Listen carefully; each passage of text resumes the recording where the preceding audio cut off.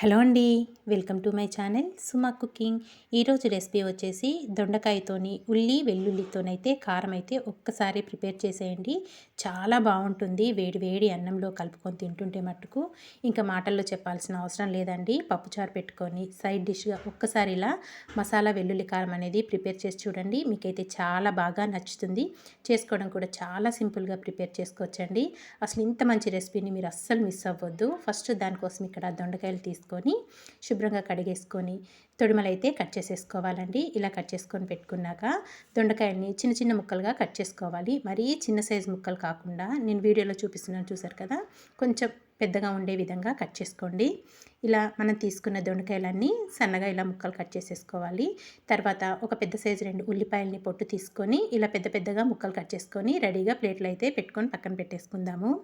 Stove పైన ఒక pan పెట్టుకొని కొద్దిగా ఆయిల్ వేసుకోండి. ఆయిల్ కొంచెం వేడయ్యాక దీంట్లో ఒక పావు కప్పు వరకు పల్లీలు, ఇందులోనే ఒక టేబుల్ స్పూన్ వరకు ధనియాలు వేసుకొని 1 నిమిషం పాటు మనం వేసుకున్న పల్లీలు ధనియాలని కలుపుకుంటూ ఫ్రై చేసుకోవాలి.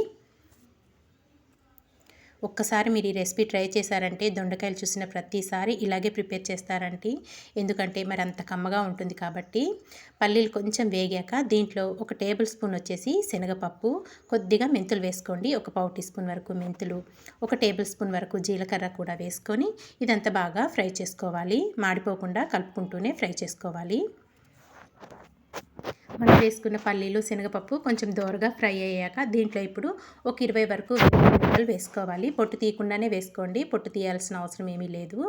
ఒక 20 వరకు వెల్లుల్లి రెబ్బలు వేసేసుకున్నాక దీంట్లో మనం కట్ చేసి పెట్టుకున్నాం కదా ఉల్లిపాయ ముక్కలు కూడా వేసేసుకొని ఈ ఆయిల్లోనే చక్కగా ఉల్లిపాయ ముక్కలు కలర్ మారేదాకా ఫ్రై చేసుకోవాలి. ఇదంతా ఇలా బాగా మిక్స్ చేసుకొని దోరగా ఫ్రై చేసేసుకోవాలి. మనం వేసుకున్న పల్లీలు కూడా దోరగా ఫ్రై అయిపోవాలి.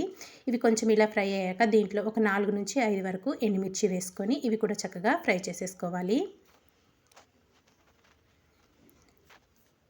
ఇక్కడ మనం వేసుకున్న పల్లీలు అలాగే ఉల్లిపాయలు కూడా బాగా ఫ్రై అయిపోయినాయి. ఇప్పుడు స్టవ్ ఆఫ్ చేసుకొని వీటిని చల్లారి పెట్టేసుకుందాము. తర్వాత మళ్ళీ స్టవ్ పైన ఒక ప్యాన్ పెట్టుకొని ఆయిల్ వేసుకోవాలి. ఆయిల్ కొంచెం వేడయ్యాక దీంట్లో ఒక పావు టీ స్పూన్ వరకు ఆవాలు, ఒక పావు టీ స్పూను పసుపు, ఇందులోనే ఒక గుప్పెడు వరకు కరివేపాకు వేసుకొని కొంచెం 1 నిమిషం పాటు ఫ్రై చేసుకోవాలండి. మనకి ఆయిల్ కొంచెం ఎక్కువే పడుతుంది. మనం చేసుకునేది దొండకాయ అలాగే వెల్లుల్లి కారం కాబట్టి ఆయిల్ అనేది కొంచెం ఎక్కువగానే పడుతుందండి. టేస్ట్ కూడా చాలా బాగుంటుంది. ఇక్కడ మనం వేసుకున్న కరివేపాకు, ఆవాలు ఇవంతా ఫ్రై అయిపోయాక దీంట్లో కట్ చేసి పెట్టుకున్న దొండకాయ ముక్కలన్నీ వేసేసుకోవాలి. దొండకాయ ముక్కలు వేసేసుకొని ఇదంతా మళ్ళీ ఒకసారి బాగా మిక్స్ చేసేసుకుందాము. ఇలా ప్రిపేర్ చేసుకున్న దొండకాయ వెల్లుల్లి కారం అనేది మనకి ఒక 3-4 రోజులైనా పాడవకుండా చాలా బాగుంటుందండి. తప్పకుండా అయితే ఈ రెసిపీని ట్రై చేసి చూడండి. ఇదంతా బాగా వేగిపోయాక మూత పెట్టేసుకొని మధ్య మధ్యలో కలుపుకుంటూ మనం వేసుకున్న దొండకాయ ముక్కలు అనేటివి బాగా ఫ్రై అయ్యే విధంగా ఫ్రై చేసేసుకోవాలి. సాఫ్ట్గా మగ్గిపోవాలండి. తర్వాత మళ్ళీ దీంట్లో రుచికి సరిపడినంత సాల్ట్ వేసేసుకొని ఇదంతా మళ్ళీ ఒకసారి కలుపుకొని ఇంకాస్త ఫ్రై చేసుకోవాలి. దొండకాయ ముక్కలు అనేటివి బాగా వేగితేనే మనకి టేస్ట్ అనేది చాలా బాగుంటుంది. వెల్లుల్లి కారం అనేది చూసారు కదా. ఇక్కడ రుచికి సరిపడినంత సాల్ట్ వేసుకొని మళ్ళీ ఇదంతా కలుపుకొని మూత పెట్టేసుకొని ఫ్రై చేసుకుందాము. మధ్య మధ్యలో మూత తీసుకుంటూ కలుపుకుంటూ ఫ్రై చేసుకోండి. చూసారు కదా, ఇక్కడైతే చక్కగా ఫ్రై అయిపోతున్నాయి. ఇంకాస్త ఫ్రై అయితే సరిపోతాయండి. ఇదంతా బాగా కలుపుకొని ఇంకా మనం ముందుగా ఫ్రై చేసి పెట్టుకున్నాం కదా ఎండుమిర్చి, ఉల్లిపాయలు, పల్లీలు ఇవన్నీ ఒక మిక్సీ జార్లోకి అయితే వేసేసుకోవాలి. ఇలా వేసుకున్నాక ఇప్పుడు దీంట్లోకి వచ్చేసి ఒక 2 టేబుల్ స్పూన్ల వరకు కారం అనేది మీరు తినేదాన్ని బట్టి వేసుకోండి. ఎండుమిర్చి కూడా వేసుకున్నాం కదా, చూసుకొని కారం వేసుకోండి. కానీ మనం ఈ దొండకాయ కారం అనేది కొంచెం స్పైసీగా ఉంటేనే నిజంగా చాలా టేస్టీగా ఉంటుంది. మనం ఇందులో సాల్ట్ కూడా వేసేసుకోవాలండి. ఉల్లిపాయ అలాగే పల్లీలు ఉన్నాయి కదా, వీటికి సరిపడినంత సాల్ట్ వేసుకొని కొద్దిగా వాటర్ వేసుకొని మెత్తటి పేస్ట్ లాగా గ్రైండ్ చేసుకొని పక్కన పెట్టుకోవాలి. ఇక్కడ దొండకాయ ముక్కలు అయితే బాగా ఫ్రై అయిపోయినాయి. ఇలా బాగా ఫ్రై అయిపోయాక ఇదంతా బాగా మిక్స్ చేసుకొని మనం గ్రైండ్ చేసి పెట్టుకున్న ఉల్లిపాయ పేస్ట్ అంతా వేసేసుకోవాలి. మనకి ఇంక ఇది వేగుతుంటేనే మంచి ఫ్లేవర్ అనేది వస్తుందండి. నిజంగా చాలా కమ్మగా ఉంటుంది. ఇదంతా బాగా మిక్స్ చేసేసుకోవాలి. మనం వేసుకున్న ఉల్లిపాయ పేస్ట్ అంతా దొండకాయ ముక్కలకు పట్టే విధంగా బాగా కలుపుకొని ఇక చిన్న మంట మీద మూత పెట్టుకొని ఫ్రై చేసుకోవాలండి. మధ్య మధ్యలో కలుపుకుంటూ బాగా ఫ్రై చేసుకోవాలి. మనం వేసుకున్న ఉల్లిపాయ పేస్ట్ అనేది వేగిపోయి పొడి పొడిగా వచ్చే విధంగా ఫ్రై చేసుకోవాలి. చూసారు కదా, ఇంకా వేగాలండి మనకి. మళ్ళీ ఇదంతా మళ్ళీ ఒక్కసారి బాగా మిక్స్ చేసేసుకుందాము.